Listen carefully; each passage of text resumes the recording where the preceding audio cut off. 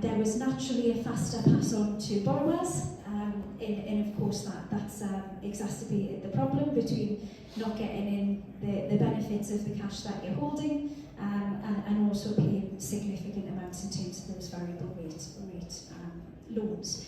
And I think every one of us probably will have seen on the news at one point people that have been living in properties and now are looking to sell them because they can't afford to live in the properties because the variable rate mortgages have went up.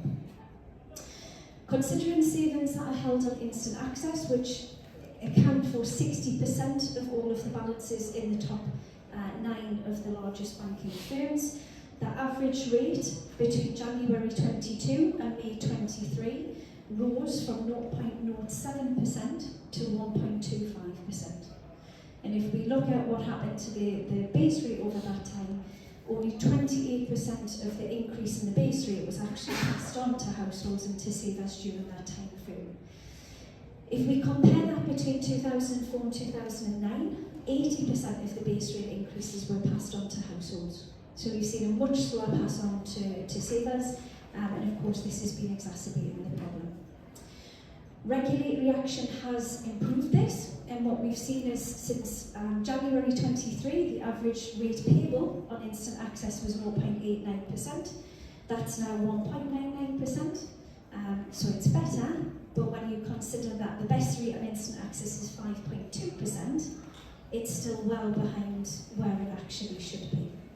So we think there's an opportunity to make meaningful change, and we think the regulatory action that is taking place and shining a spotlight and provided all this amazing data can also come in hand with government action which is focused on consumers and households. So the 3 areas that we think will help to ultimately improve this.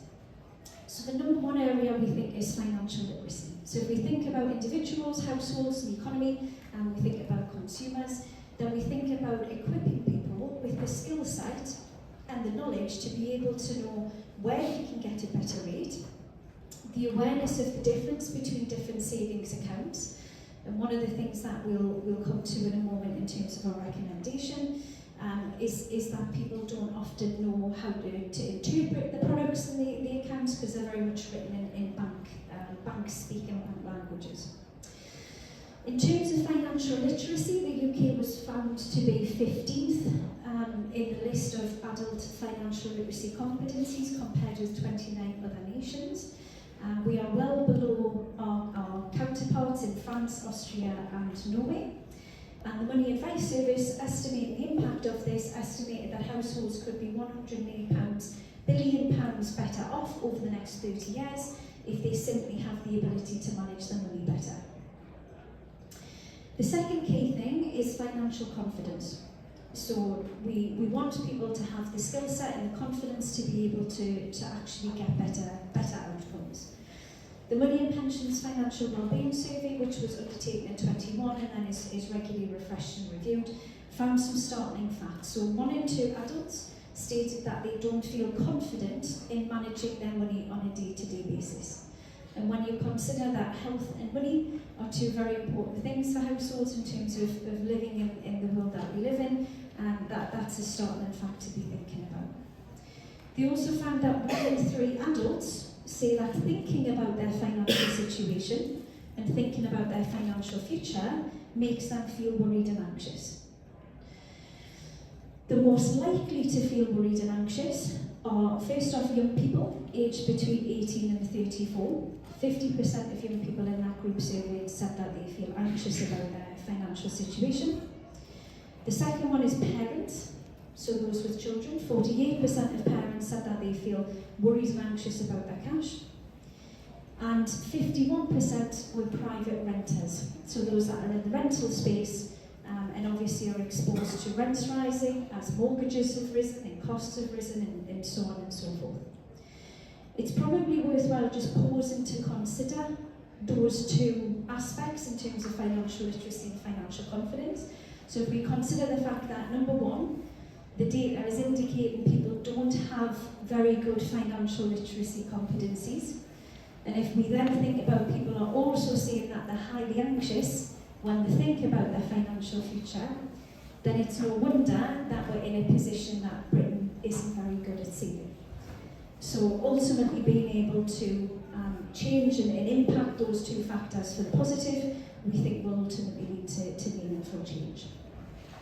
The third thing is also financial inclusion. So Adam had mentioned, and absolutely right, we're seeing many new banks coming through. They tend to be offering savings solutions in a digital-only basis. Now that's great if you have access to digital devices, and it's great if you have digital competencies, and if you have a digital footprint for being able to be found on electronic identification and verification sources and so on. It's not so great for those who don't. So financial inclusion, we define this as individuals, regardless of their background or their income, having access to useful and affordable financial products and services. And we think that financial inclusion is a huge part, and of course it's a key theme for the Financial Conduct Authority as well, to make sure that we tackle financial inclusion and we look at improving digital poverty in 2024. So ultimately, what we are looking at is we're looking at getting Britain saving through simplifying the products, making it easier for people to understand the products themselves, improving their customer journeys, improving access to those journeys and access to those products, and then to think about the good and the bad in terms of the digitalisation of that journey as well. So in terms of our key recommendations, so how do we think that we can foster change in a positive way, and how do we think the government can play a key role in that? So number one, we think that we can incorporate financial education into the education curriculum from ages 4 to 18. So for those who don't know at the moment, the UK operates on an education basis in a devolved nation. So England, Scotland, Wales, Northern Ireland operate in a different way in terms of the financial education that is offered. So in England, we offer it formally within the education from ages 11 upwards. Scotland, Wales and Northern Ireland have recently looked at expanding that, and they now offer it from ages 4 to 18. We think there's an opportunity to unify that, and we think that the provision of continuous financial education from 4 to 18, delivered through schools as part of the national curriculum, will equip young people and young adults with the skill set to be able to understand these key concepts and skills that will enable better outcomes. We also think that will broaden access to careers in financial services, and social mobility is one of the biggest barriers here within the UK, so being able to broaden access and offer careers in financial services will also be a positive as part of that curriculum.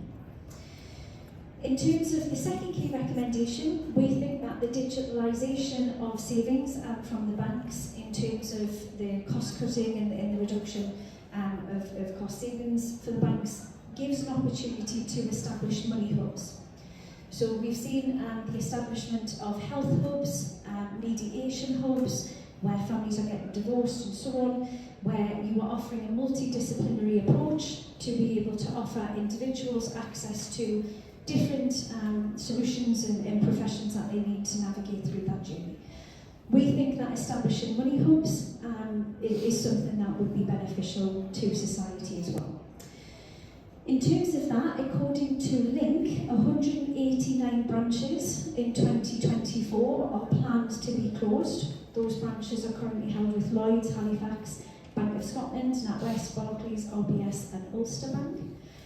As we are seeing lots of the banks leaving the high street, we think there's an opportunity for the government to support coming onto the high street and provide a centralised opportunity for people to gain access into the money hub to solutions that they need, as well as then tackling the digital poverty and the access to devices and the financial resilience there as well.